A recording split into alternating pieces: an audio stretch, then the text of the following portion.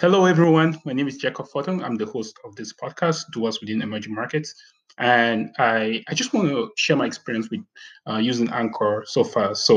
When the pandemic started, I thought about starting a podcast, and the whole idea was to bring in some really amazing folks that are doing some great work in their respective industries within the emerging markets. And the Anchor platform really helped me get the word out there and also just make it a lot easier for me to invite the guest and just share the amazing experiences they've had and the amazing work they're doing in their respective industries within the emerging markets.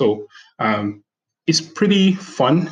You don't even worry about the technical part of making a podcast. You actually just focus more on the content. And Anchor has done it really well for me. So I will highly encourage anybody who is trying to start a podcast to try to use. Just check out Anchor, and I think you won't regret it. I'm not a technical person, but if you listen to these episodes that I've been publishing so far, it seems like I know what the technical part of it, but Anchor helps you take care of the technical part, and you just focus on the content. So feel free to check it out. I highly encourage you. Won't regret it, and it's right there. You don't pay anything. So in times like this, I think starting a podcast and getting the word out there, irrespective of what you're doing, will be a really great experience. So thank you guys for listening to my episodes. Please check out Anchor, and you will have a great time. So cheers, guys, and see you guys next episode. Thanks.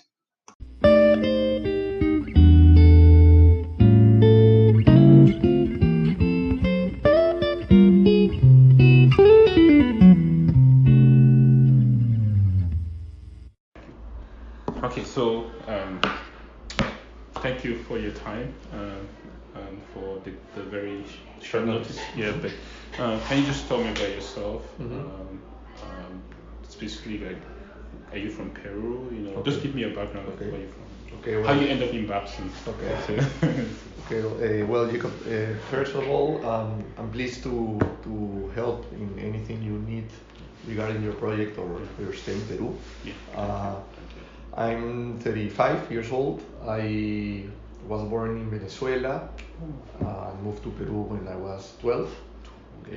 And I always was very I knew that I was gonna do my own business. Since I was young. I wanted to do an MBA. So after having a corporate experience in Peru, having studied industrial engineering, and having lived in Spain for 6 months, and I decided to quit my job and pursue my Babson MBA.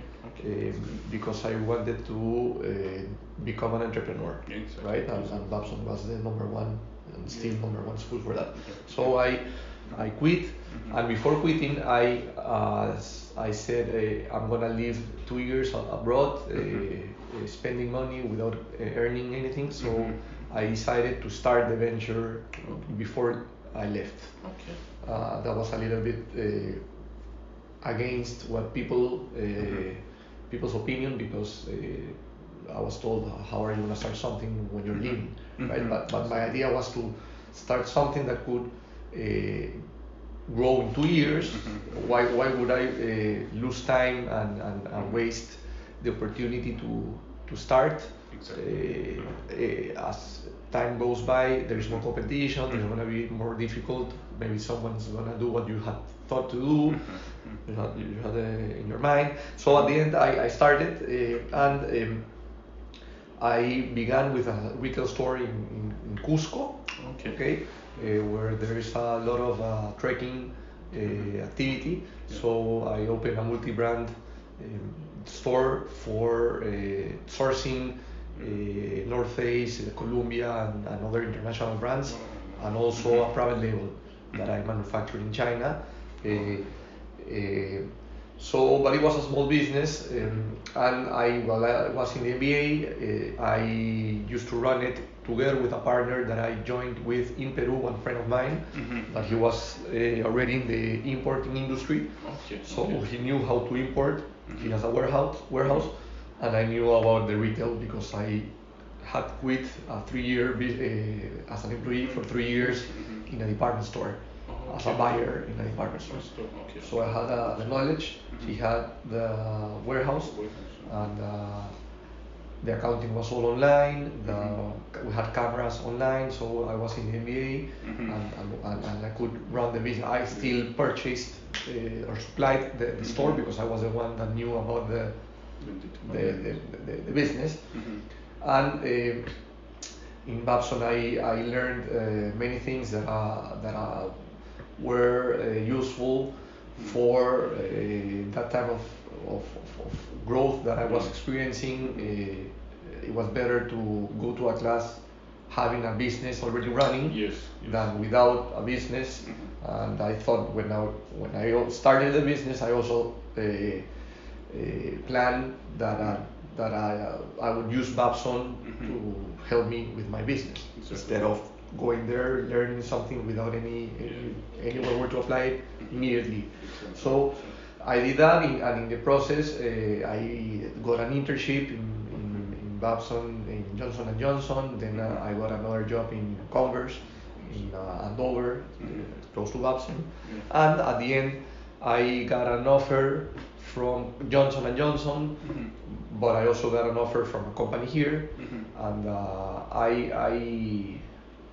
I always wanted to live in Peru, come back. My plan was to come back for sure. And I took the job. I came, and my business was still running. So I had my business, but I was a full-time employee in a different company. And after 2 years, almost 2 years in that company, 1 year and a half,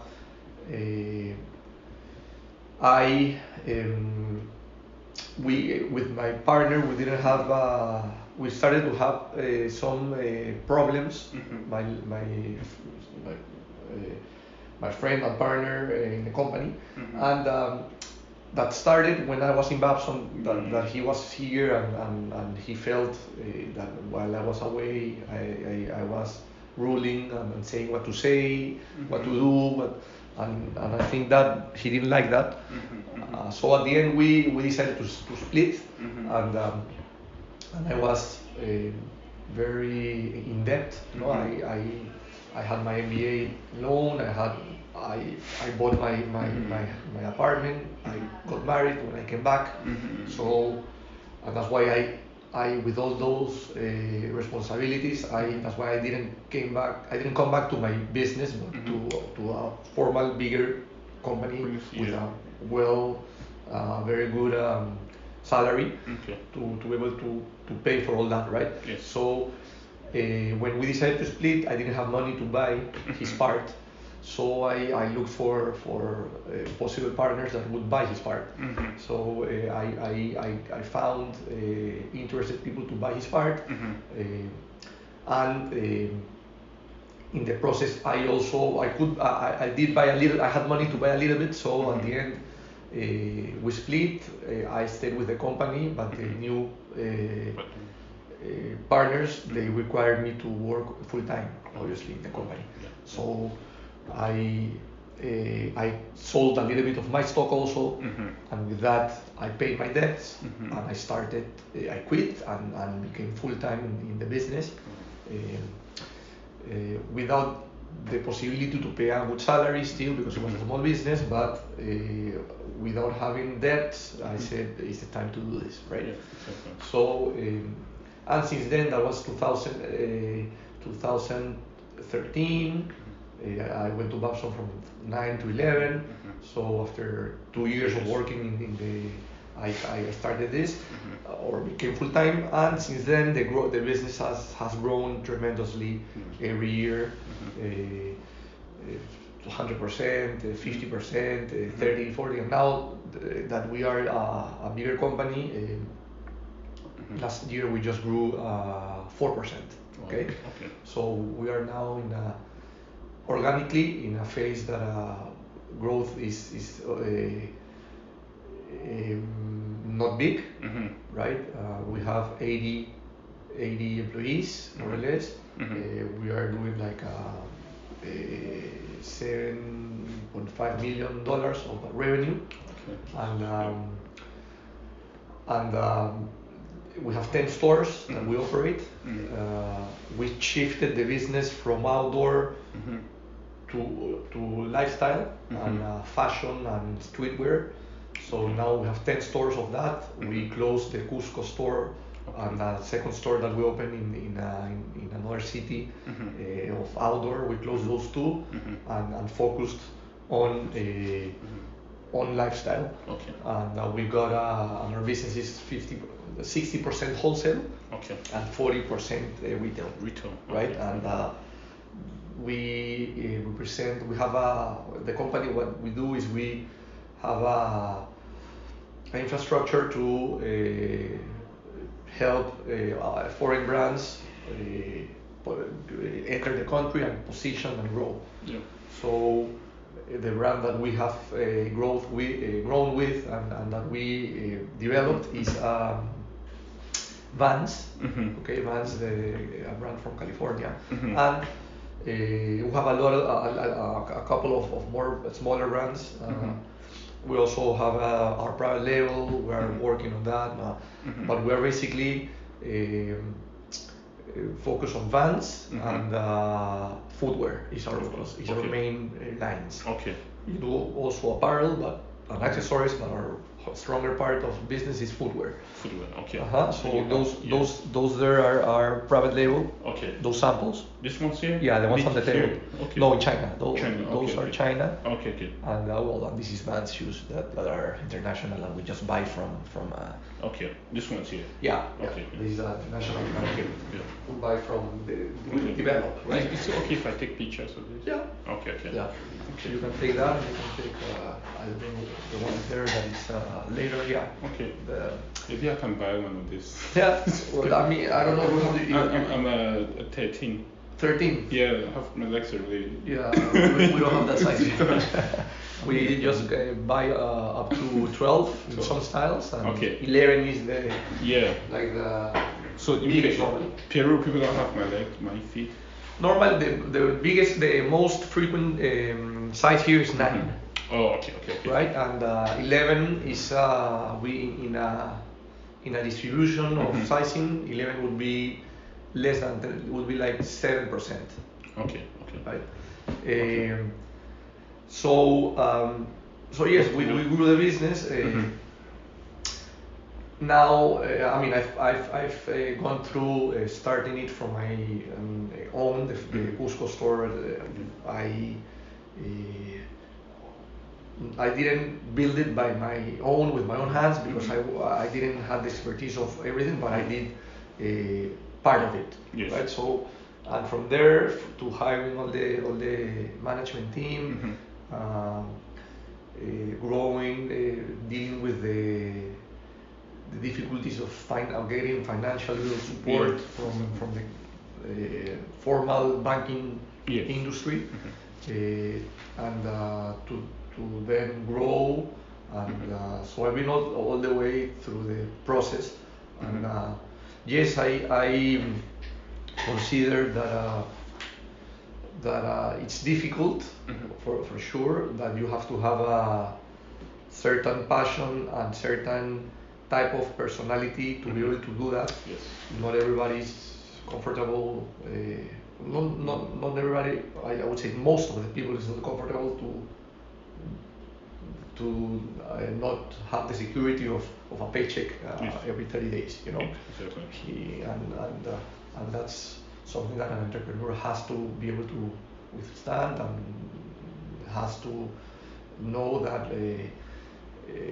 employees come first, salaries of your employees come first. So yes, it's been a roller coaster, but finally we are since I would say 2016, 15 or 16, we are a very stable and profitable company. Now we are in a very complicated situation because we are experiencing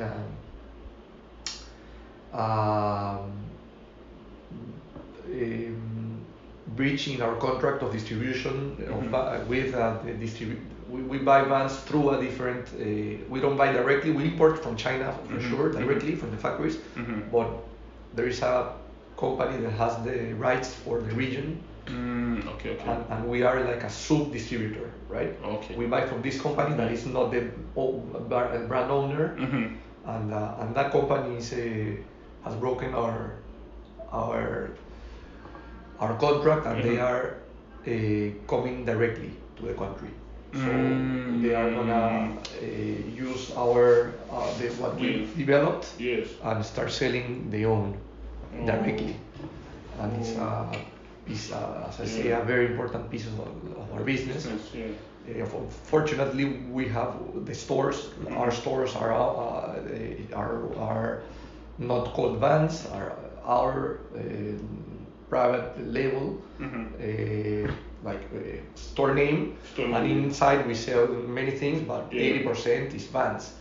So still we have that problem, but now it's a turning point and a situation that every entrepreneur I guess deals with in part of their career. In my case, this type of a problem is very important, and I am working to see how we compensate that revenue, because it is responsible for to pay. With that revenue, we pay almost every salary that every people that work with us, we're able to pay from that business.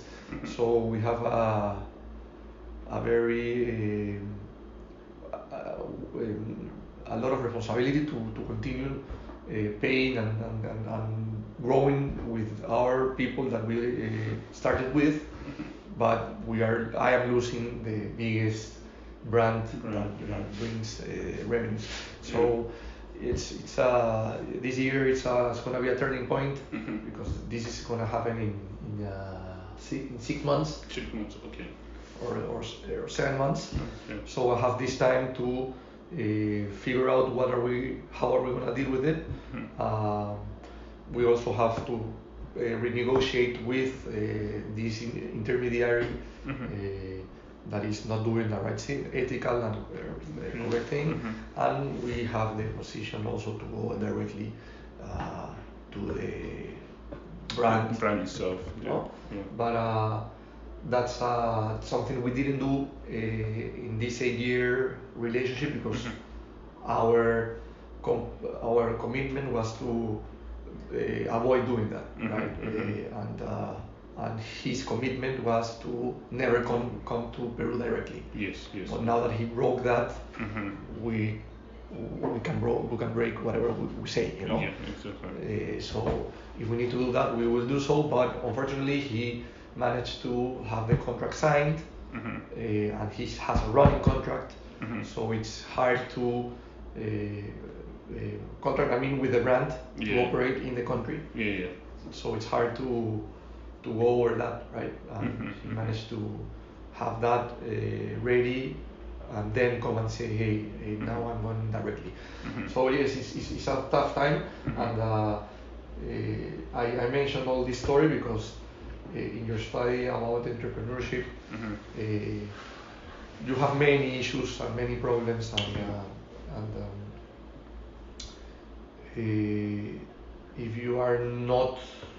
if you can't stand the stress and to deal with those, you are gonna collapse, right? Yes. And I mean, as you were saying, serial entrepreneurs are the ones that can start this or that, or evolve and change and adapt, and yes, I think it's very important, right? But it is also very important to focus in the first business that you start with. You have to have all your energy focused on that.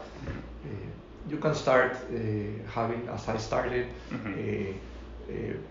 not full time, but in a certain point you need to go full time, and you need to, as in my case, 6 years of a full-time focus to be able to grow the business. And then yes, now look for different things to diversify the business, because what is happening to me now could happen in any industry and any business. You cannot have. I mean, I advise not to have all your eggs in one basket. Yeah, exactly. Right? Yeah. No, thank you so much. That was very exquisite. That was exquisite. You kind of covered everything. Most of what I had to mention. I had to ask you. In just in relation to, so your market is in Peru. Yes. Have you thought of like going to Colombia, like trying to be a distributor in? A couple of brands. We have, for example, Vans. We only have it for Peru, but we have another brand called Lacay, for example, that it's a very skateboarding brand niche. We have it for Colombia, for Ecuador and Bolivia. Right?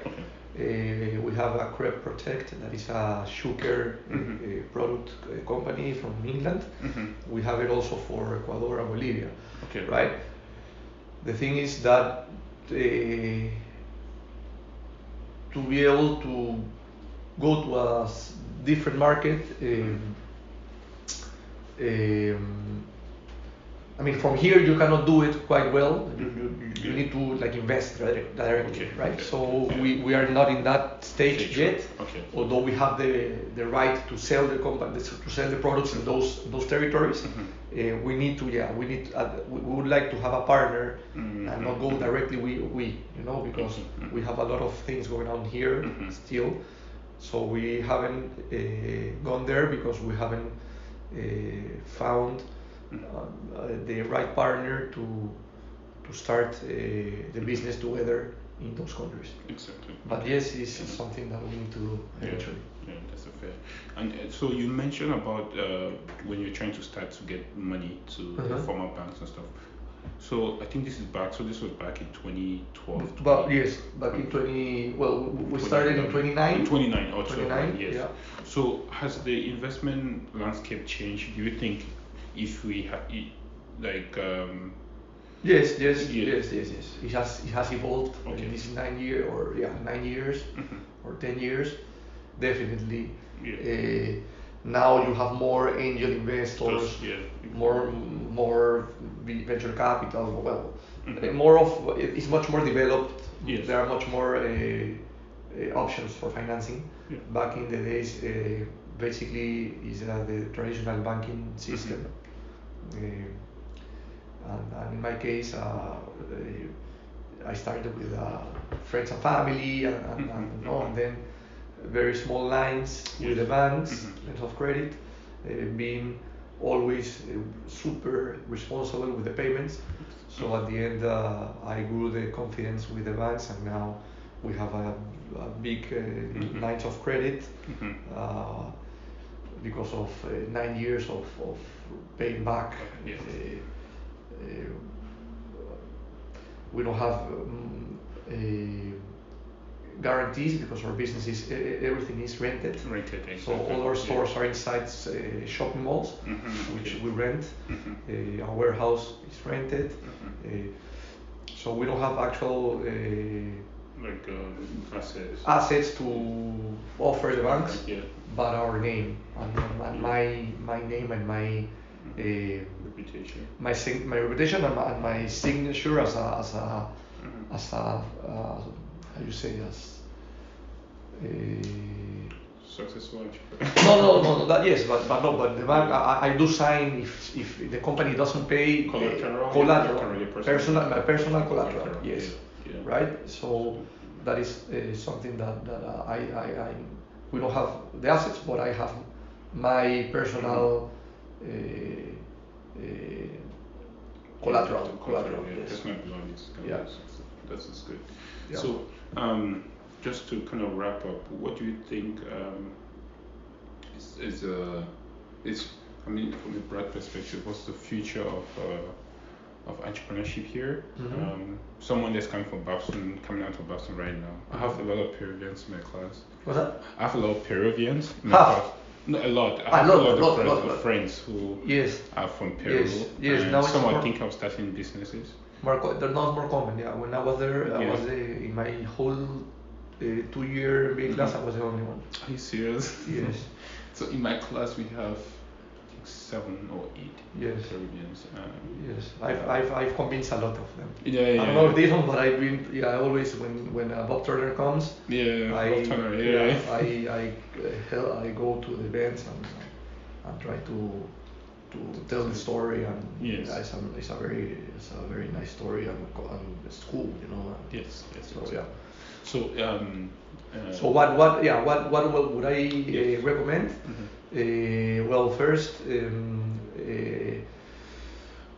yes, I would, if they have the spirit, Mm-hmm. I would go for it. Mm-hmm.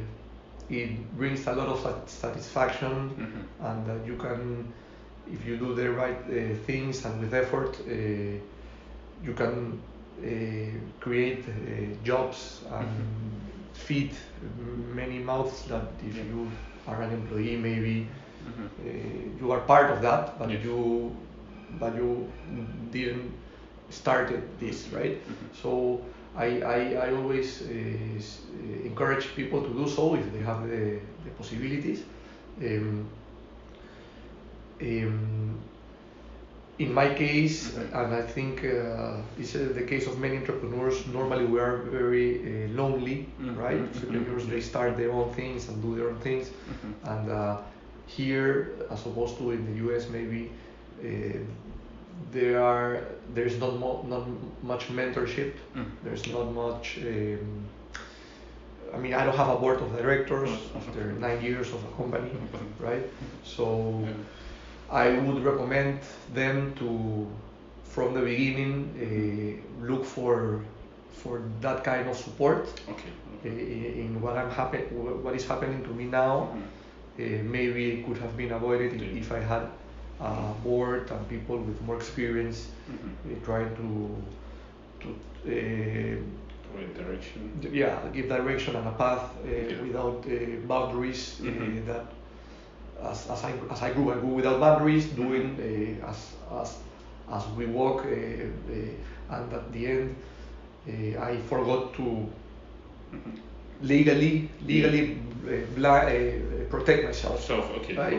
I don't have a legal department, and I think that you could get from a board of directors. Exactly. Finally, I would also recommend it's very important, the partner, to choose the partner as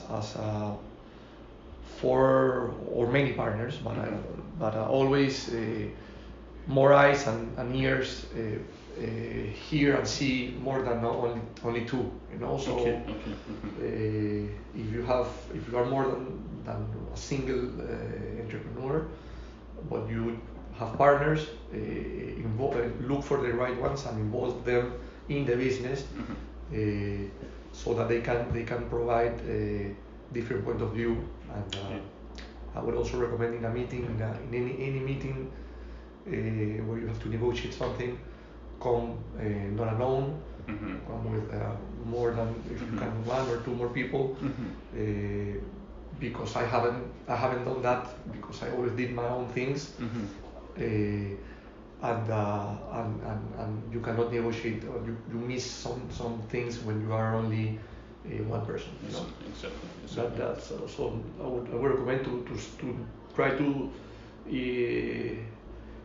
do the roller coaster or the start the whole thing and with someone, you know.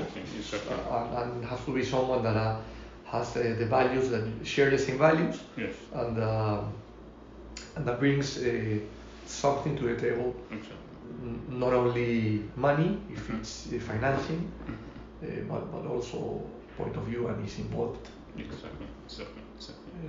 And for the future, yes, I think Peru has a lot. It's I would still recommend to start something, because we have an opportunity. There are many things that have to be developed still in our country, and every time if you start later, it's gonna be harder because you will find that your idea is already being developed by someone that started 4 years before you. Exactly. Right? Exactly. And then you're gonna compete with someone that is more stylish. Yeah, exactly. No, that's a great point. I'm gonna tell them. So some of them they actually went to India. There's like a Babson trip. Now India. Yeah. Now, okay. Yeah. That's, I don't know, for some reason when I was coming here, they all decided to go to India. So Yeah. so they're all out of. You are by your own here. Yeah, I'm all by myself. They don't leave you here. Yeah, and I told them I'm gonna come to Peru, and they were like, yeah, we're gonna take care of you and stuff. Then when I bought my ticket, oh, sorry, we bought our ticket to India. So, that wasn't very friendly. Yeah, that wasn't very friendly. Anyway, but thank you very much. And please, if you don't mind, maybe I can have some follow-up questions. Yes, for sure. I'd love to. Yeah, when you whatever you need, you can send me an email. And where are my cards? I don't know where. I have you on LinkedIn, so. Yeah, you can write from there, and I can give you my cell phone if you want, whatever. Okay, that'd be great. Yeah. Okay. Yes. Okay. Thank Whatever you. you need.